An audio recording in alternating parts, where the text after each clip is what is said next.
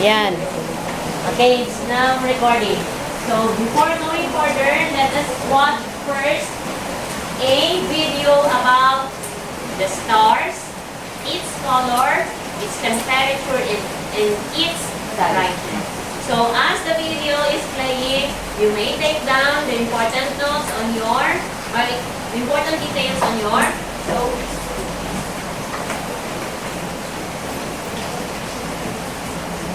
what do you see when you look at the night sky? Depending on where you live, you see mostly stars. If you look at the sky without a telescope, you see white stars, maybe some faintly blue, or even sometimes some yellow or orange ones. The color depends on the star's surface temperature. For example, our sun's surface temperature is about 6,000 Kelvin.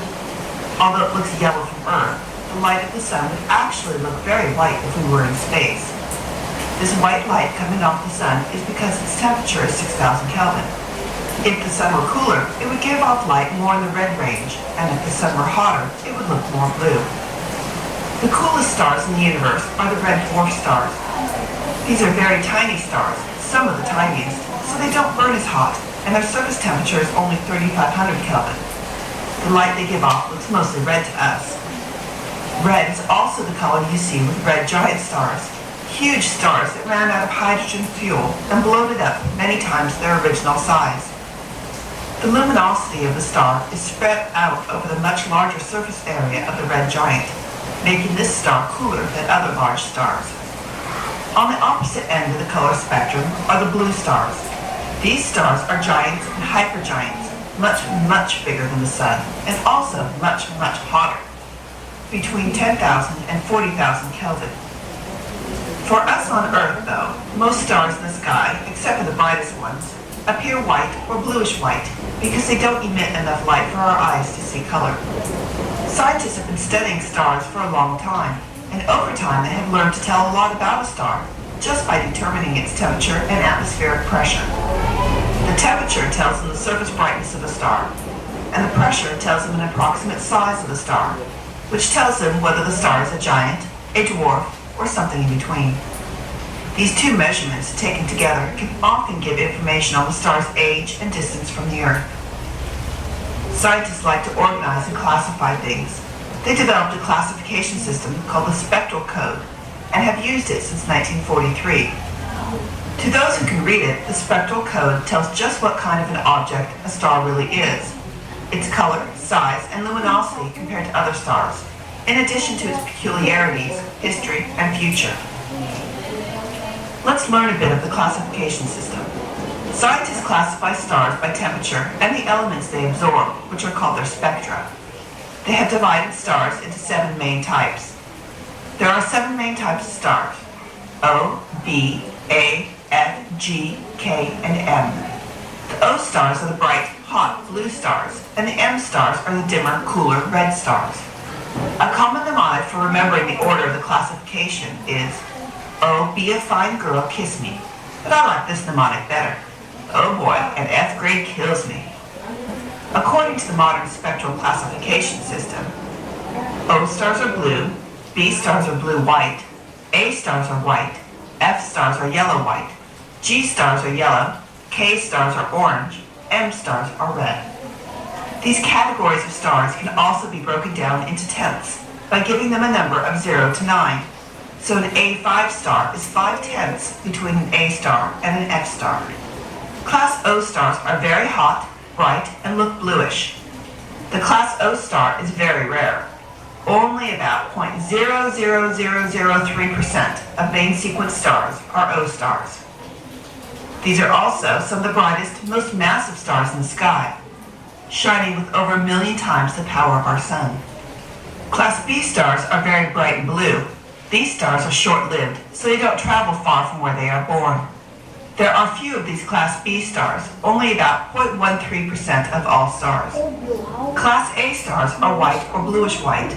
About 0.625% of the stars in the sky are Class A. Class F stars are white and make up about 3% of stars. Class G stars are yellowish-white. Our sun is a Class G star. These stars are more common, about 7.5% of stars. Class K stars are orangish stars that are slightly cooler than the sun. They make up about 12% of stars. Class M stars are the most common class, about 76.02% of stars. We can't see any Class M stars with our naked eye, though, because none of them are bright enough. Most Class M stars are red dwarfs, but there are also some giants and supergiants in this class, along with some hotter brown dwarfs. Scientists classify stars by their color and temperature into 7 categories. The O stars are the brightest and hottest, and the M stars are the coolest and dimmest. The easiest way to remember the categories in order is with a mnemonic such as, "Oh boy, an F grade kills me." This spectral classification tells scientists a lot about a star, including the approximate size of the star, what type it is, how old it is, and how far away it is. Class O stars look bluish. Only about 0.00003% of main sequence stars are O star. Class B stars are very bright and blue.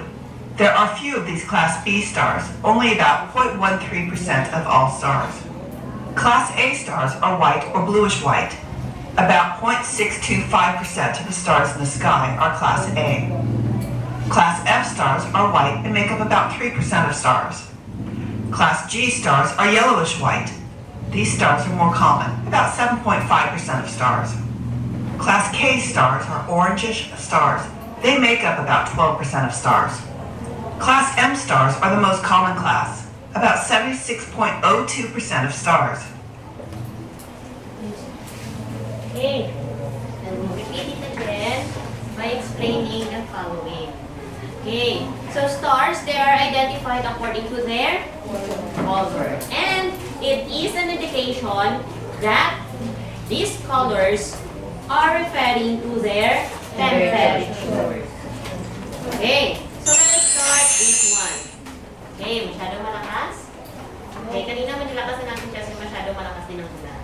Okay, so we have the most common colors, which are the blue, white, or bluish white, the white, the yellow, the orange, and the red color. Okay, it is being said that stars divided into spectral classes. So what are those spectral classes? As what you have watched in the video, they are the classes of O, B, A, F, G, K, M, N. Okay, in order for you to easily understand the code, we are going to write an acronym for that. What is being said in the video, you're going to put meaning on each of the letters that are present. Oh boy, a failed grade kills me. Is that right? Okay. Oh boy. Tama? B, A, F, G, K, and M. What does it mean?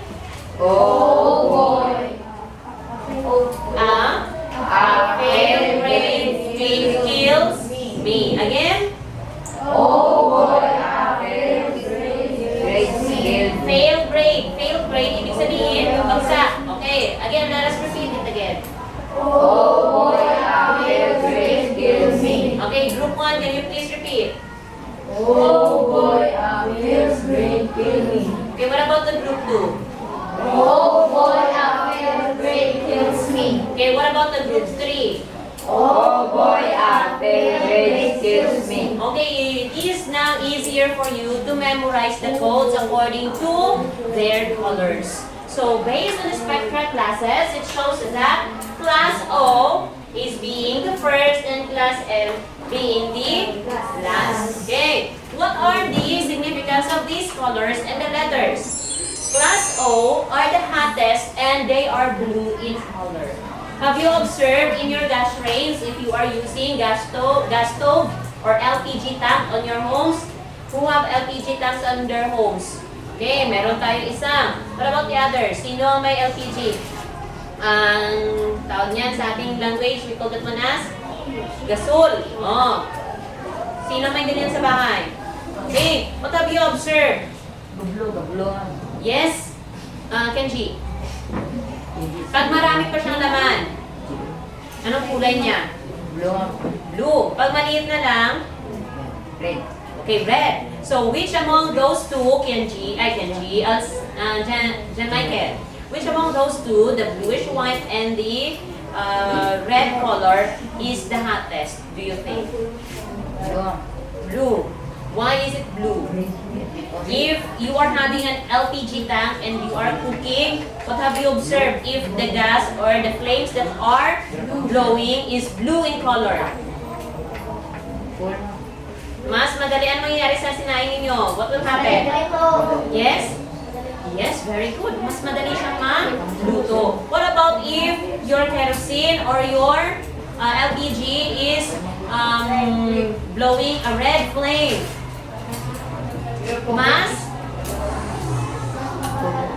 Yes, mas mabagal. Okay? So it only indicates that class O stars are the hottest and they are blue in color.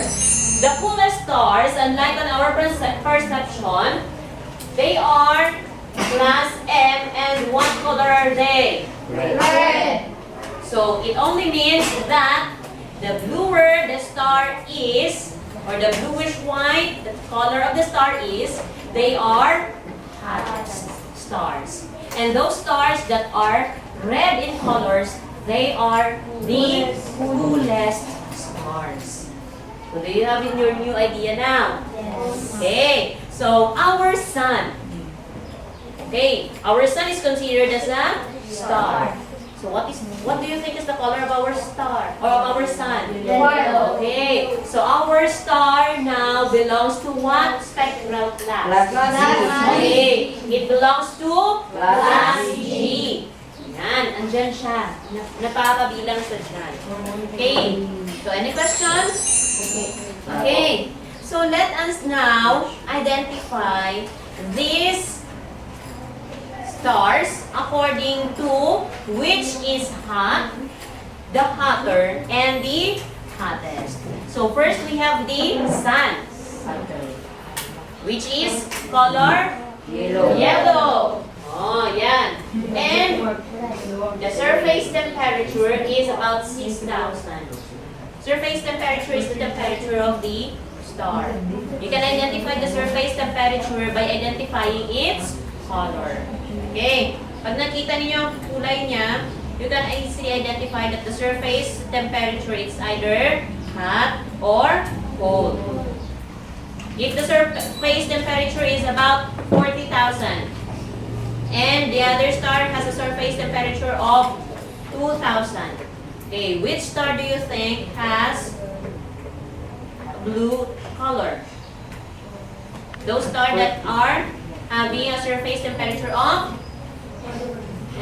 20,000. And what about the coolest star? Yung 2,000. Okay, so dito tayo. We have the sun, Sirius, Rigel. We have the Betelgeuse and the Procyon. Okay. So, sun, what is the color of the sun here? Yellow. Okay, of course we have the yellow. Sirius, we have white color. Rigel, bluish, white. What about Betelgeuse? Red. Okay, that is red in color. Do not copy anymore, just listen. Okay, Procyon, Yellow. that is yellow in color. Please listen first. Because if you're not going to listen, you might have the different perception later on. Okay? So based on the color, you can now easily, or you can define now, or identify now, what are the stars that are hottest and coolest. So, sun has a surface temperature of about 6,000 Kelvin. Okay? What about Sirius? It's about 11,000. Okay. Rigel. 20,000. Okay. What about Betelgeuse? 30,000. And Procyon? 6,000. Okay. So these stars, based on their color and surface temperature, are being compared to an object. Okay. The light of an object. The sun is being compared to a sodium light. Ayan, kita na kayo ng sodium light? Diba? Hindi tayo nakadala ng ano, no? Okay. What about Sirius? Okay, fluorescent light. Have you seen one? Saan? Okay. Okay, very good. Yan. Oh. And what about this one, Rachel? Have you seen those who are passing by the welding shop, yung ginagamit nila yung masyadong nakakita na kayo nun? Okay, sino hindi nakakita nun? Okay, ituro ko doon kay Mr. Riddle. Oh, yan. And we have the little keys. Little key stars are being compared to the lighted cigarette. Have you seen one of a lighted cigarette? Yes. Oh, pag nagsisigarilyo, yung sinindihan niya yung mapula-pula. Yan. That is being compared to the little keys. And you have the proscium. The same way. Okay.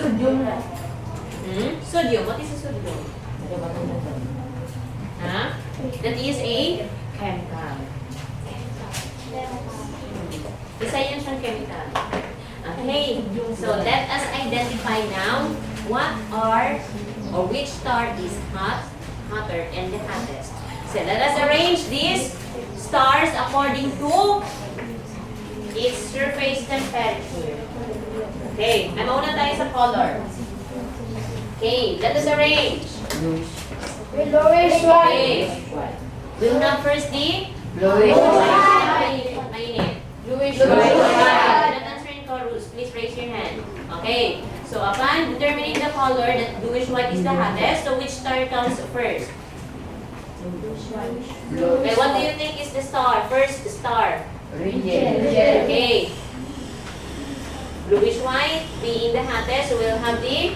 Okay. What else? What will follow? Yes. Okay. Correct. We have the Sirius. What else? The sun? Is it only the sun? Okay, correct. The sun and the procyon, and then the last one will be?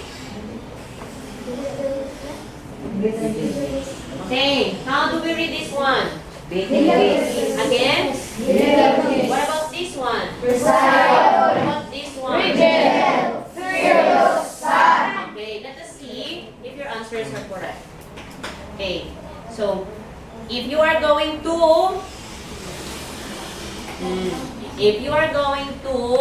arrange this according to which comes first from hot, hotter, and hottest, yung ginawa ninyo is from hottest to hotter and then hot. Binabaliktad ninyo.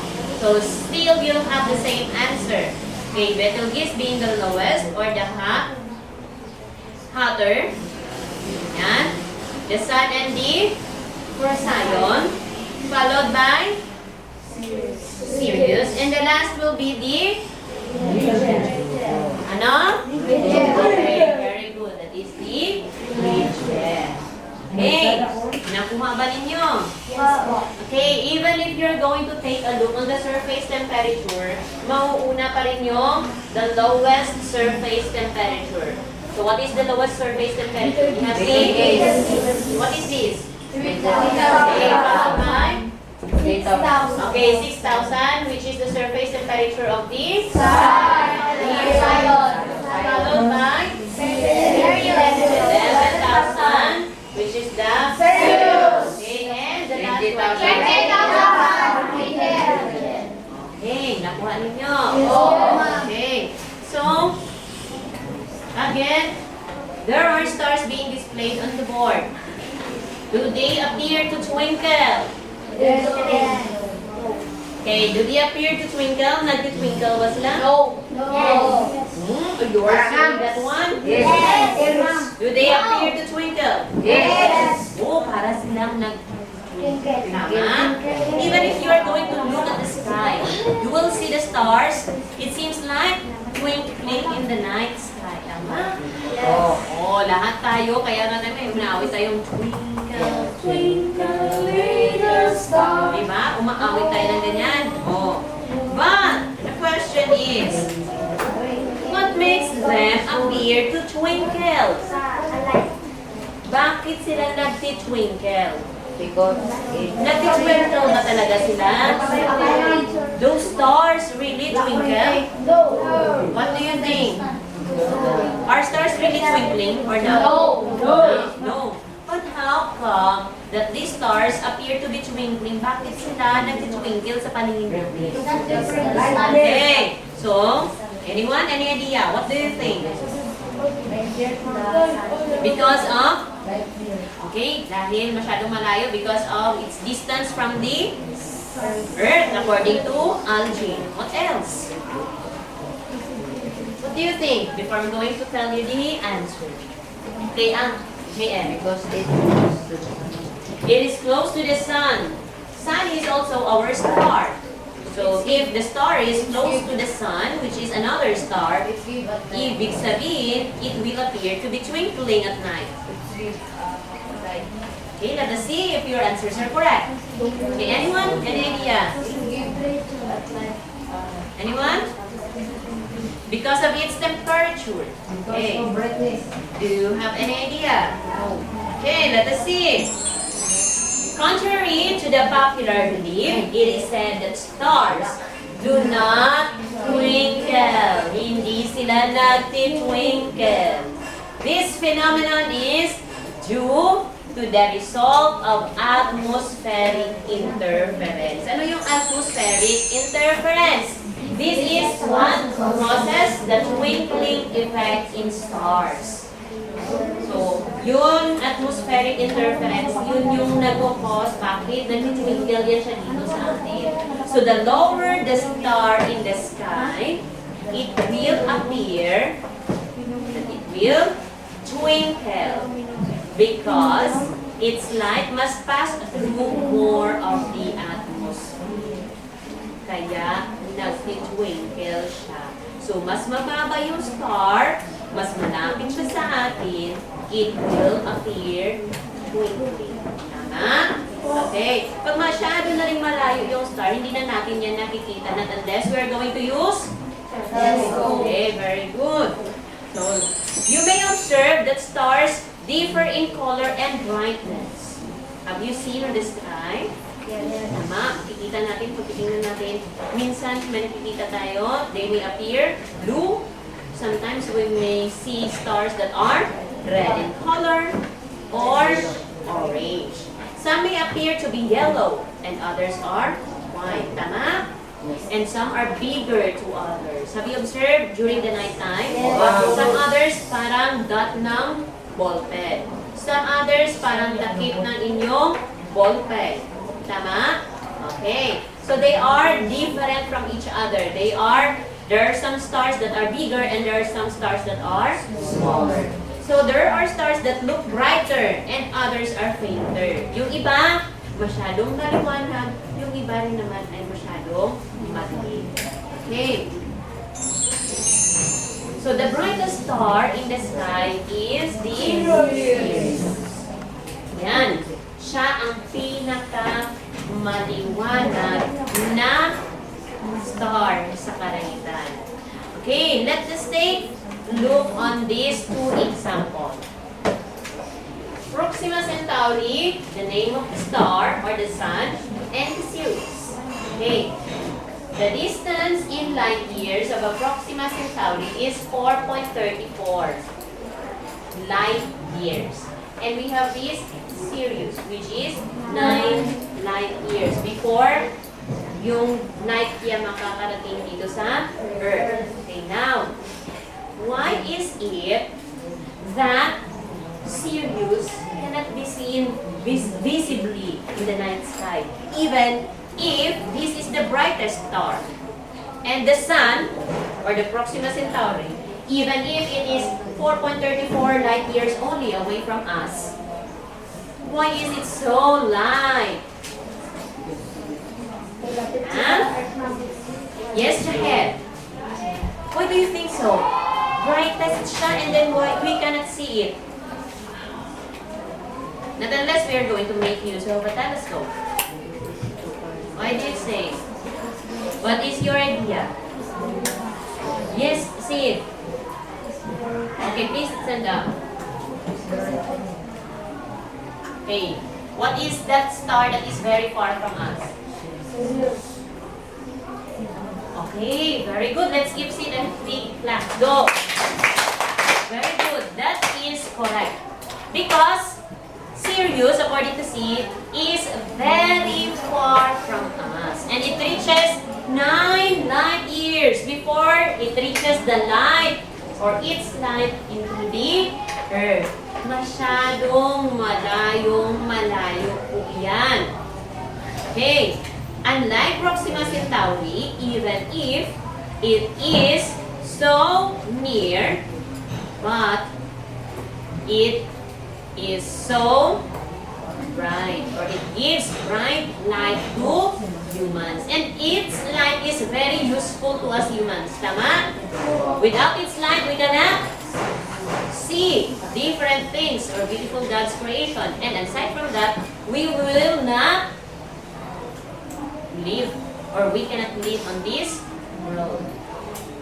Okay.